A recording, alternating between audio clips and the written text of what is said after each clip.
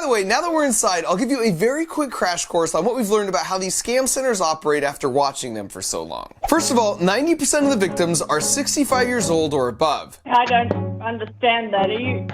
I don't understand all of this. They really only make calls during the US working day hours and not on the weekends, because that maximizes their chance the person who picks up will be retired. This is why you never get scam calls on Sunday. They don't have anyone even working the phones. In fact, many of them have an auto dial prompt that says press 1 if you're over 65 years old, and if you press anything else, it just hangs up. The most common scam is the Amazon refund scam, but they also pretend to be Microsoft, McAfee, Norton Antivirus, the IRS, and your bank, and on and on. It's always changing, but it's also always something you've heard of to try and build trust right out of the gate. If you want to know how much they make, well, that information unfortunately is securely held on the boss's computer, so we can't get to it.